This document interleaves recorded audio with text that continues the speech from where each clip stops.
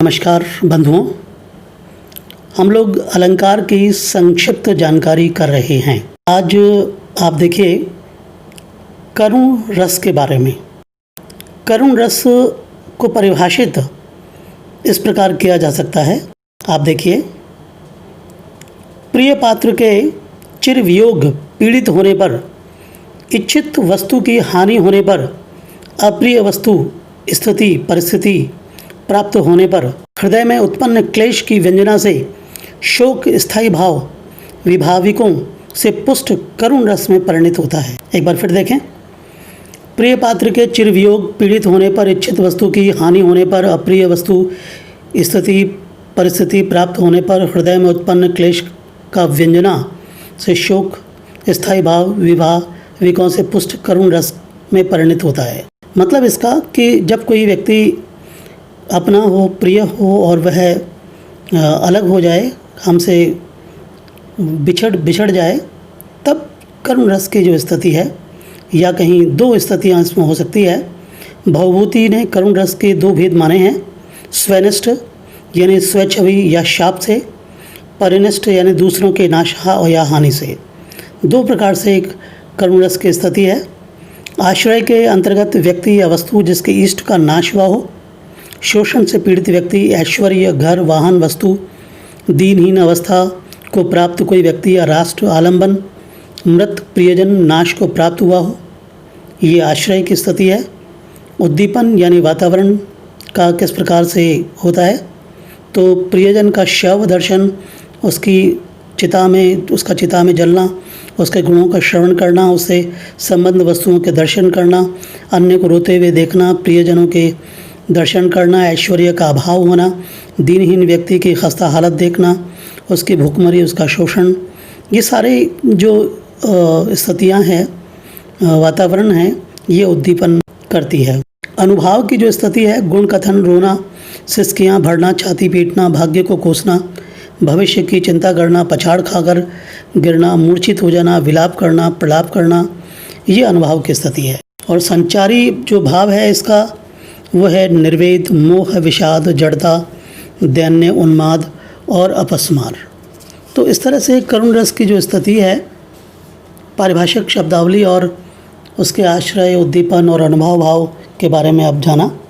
एक सरल से उदाहरण के माध्यम से आप ये समझेंगे। मित्र सुदामा की दीन दशा को देख करके श्री कृष्ण का जो व्यथित होना है, उसमें भी करुण रस है। पाए बेहाल बिबाइन सो भय, कंटक जाल लगे पुनि जियो, हाय महादुख पायो सखा, तुम आए इतेन किते दिन खोए, देख सुदामा की दीन दशा, करुणा करिके करुणा निधि रोए, पानी परात को हाथ छुओ नहीं, नैनन के जलसों पग धोए। बहुत ही सरल और प्रसिद्ध उदाहरण है, जिसके अंतर्गत आश्रय है श्री कृष्ण है, आलंबन सुदामा है, उद्दीपन सुदामा की दीन दशा है, बीवाई फटी हुई और कांटों से लगे हुए पैर हैं, अनुभाव है आंसू, अश्रु जिसे आप कहा है, सुदामा के प्रति उपालंब भरा कथन, और संचारी भाव जो है विषाद और पश्चाताप है। तो इस प्रकार आपने देखा करुण रस की जो स्थिति है वो किस प्रकार हुई। आइए आप देखें अद्भुत रस। अद्भुत रस के अंतर्गत पारिभाषिक शब्दावली के रूप में अगर देखें आप, तो किसी विचित्र, अभूतपूर्व, असाधारण वस्तु को देखने अथवा उसके बारे में सुनने से सहृदय में जो आश्चर्य का भाव होता है, उसी का वर्णन अद्भुत रस कहा जाता है। एक बार फिर से देखें, किसी विचित्र, अभूतपूर्व, असाधारण वस्तु को देखने अथवा उसके बारे में सुनने या सहृदय में जो आश्चर्य का भाव होता है, उसी का वर्णन अद्भुत रस कहा जाता है। अद्भुत रस के बारे में प्रायः आलंबन का ही वर्णन होता है। अद्भुत रस का स्थायी भाव विस्मय है। आश्चर्यजनक व्यक्तियों, वस्तुओं, विचित्र दृश्यों और अलौकिक वस्तुओं या घटनाओं के द्वारा अद्भुत रस की उत्पत्ति होती है। भरत मुनि के अनुसार अद्भुत रस के भेद हैं। पहला यदि माने तो दिव्य दर्शनज यानी दैविक दर्शन से उत्पन्न, और दूसरा माने आनंद जो अभीष्ट की प्राप्ति से उत्पन्न। आश्रय जो है वो दृष्टा है। आलंबन अलौकिक व्यक्ति, वस्तु या घटना, विचित्र दृश्य, आकस्मिक मनोरथ सिद्धि है। उद्दीपन उसके गुणों का श्रवण है और विभिन्न रूप आश्चर्यजनक वस्तुओं का विवेचन है। अनुभाव जो इसके हैं वह है स्तंभ, स्वेद, रोमांच, आंखें फटी की फटी रह जाना, दांतों तले उंगली दबाना, मुख का खुले रह जाना। और संचारी भाव है, वितर्क है, आवेग है, हर्ष है, स्मृति है, त्रास है, मति है। और बहुत सरल सा उदाहरण इसका आप देखें अद्भुत रस के अंतर्गत। अखिल भुवन चर अबर जग हरिमुख में लखी मातु, चकित भई गदगद वचन विकसित दृग पुलकातु। रस इसमें अद्भुत है, स्थायी भाव है विस्मय, आश्रय है माता यशोदा और आलंबन है श्री कृष्ण। और उद्दीपन है मुख में अखिल भुवन और चराचर प्राणियों का दिखना। और अनुभाव है स्वरभंग, नेत्रों का विकसित हो जाना, रोमांच। और संचारी भाव है त्रास। तो भगवान श्री कृष्ण के मुख में इस प्रकार के दर्शन की अनुभूति अद्भुत रस की अभिव्यक्ति करता है। अब देखिए शांत रस। शांत रस को पारिभाषिक शब्दावली में हम इस प्रकार कर सकते हैं। शांत की जो स्थिति है, संसार की नश्वरता एवं परमपिता परमेश्वर के रूप में ज्ञान होने से संसार के प्रति जो लौकिक विरक्ति की भावना उत्पन्न होती है उसे निर्वेद कहा जाता है।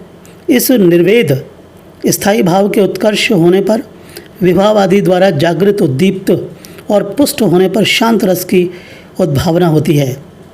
एक बार फिर से देखें, शांत रस की अभिव्यक्ति कब होती है कि संसार की नश्वरता एवं परमपिता परमेश्वर के रूप का ज्ञान होना से संसार के प्रति जो लौकिक विरक्ति होती है उसकी भावना उत्पन्न होती है, उससे निर्वेद कहा जाता है।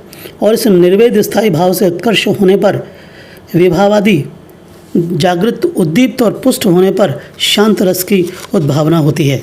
इसके बारे में आचार्य विश्वनाथ, हेमचंद्र आदि राम को शांत रस का स्थायी भाव मानते हैं। अन्य आचार्य ने निर्वेद को ज्ञानजन्य वैराग्य माना है, क्योंकि संसार की असारता के प्रति दृढ़ धारणा के बिना शांत स्थिति उत्पन्न नहीं हो सकती। आश्रय उत्तम प्रकृति का सत्व गुण वाला व्यक्ति हो सकता है। आलंबन अनित्य एवं असार रूप से ज्ञात संसार, परम चिंतन, संसार की असारता का ज्ञान, परमार्थ, मोक्ष, आत्मानंद। और उद्दीप्त तीर्थ यात्रा, उद्दीपन जो है वह तीर्थ यात्रा है, साधु संतों का आश्रय है, दर्शनों में अभिरुचि है, वेदांत दर्शन का श्रवण है, वितराग सिद्धि, महात्माओं का दर्शन एवं सत्संग, शास्त्र परिशीलन, जरा, मृत्यु, रोग और शोक का अनुभव या प्रदर्शन अनुभव। और विश्व में अरुचि का प्रकट करना, संन्यास ग्रहण करना, संसार को छोड़कर भाग जाना, गृह त्याग करना, समभाव की अभिव्यक्ति, रोमांच, संसार की अनित्यता पर असारता का बखान करना, प्रभु को प्राप्त करने का प्रयत्न है। संचारी भाव निर्वेद, हर्ष, स्मरण, विबोध, मति, धृति आदि है। इसका उदाहरण देखिए, बहुत ही सरल सा कि वन वितान रवि ससीदियो फल भरल सलिल प्रवाह अव निशेष पंख पवन अब न कछु परवाह। इसमें आश्रय है कवि, आलंबन है अंतरिक्ष रूपी किताब में प्रभु की झांकी। और उद्दीपन है चमकते हुए सूर्य, चंद्र और बहता हुआ जल। फल सुविधाजनक प्राकृतिक जो स्थिति है वह तत्व है। और अनुभाव है संसार की परवाह न करना। और संचारी भाव है मति, धृति, हर्ष। तो इस प्रकार से आप इसमें देखें। एक और भी उदाहरण आप देख सकते हैं। भाग रहा हूँ भार देख, तू मेरी और निहार देख, मैं त्याग चला निस्सार देख, अटकेगा मेरा कौन काम, ओ क्षण भंगुर भव राम राम। प्रछन्न रोग है प्रकट योग, संयोग मात्र भावी वियोग, हाँ लोभ में ही लीन लोभ, भूले हैं अपना अपरिणाम, ओ क्षण भंगुर भव राम राम। इसमें आश्रय है सिद्धार्थ, आलंबन है संसार अनिश रूप का ज्ञान, उद्दीपन है संसार की क्षणभंगुरता, और अनुभाव है संसार को संबंधित करना, घर छोड़कर भागने की बात करना, लोगों का दुष्परिणाम को जाने के बिना लोभ मोह में लीन होने का कथन, संसार से विदा मांगना। संचारी भाव है व्यंग, वितर्क, धैर्य, मति। इस प्रकार आपने आज ये देखा शांत भाव। इस प्रकार 9 जो मूल रस है इसके बारे में आपने जाना। हम आगे बात करेंगे वत्सल और भक्ति रस के बारे में। धन्यवाद।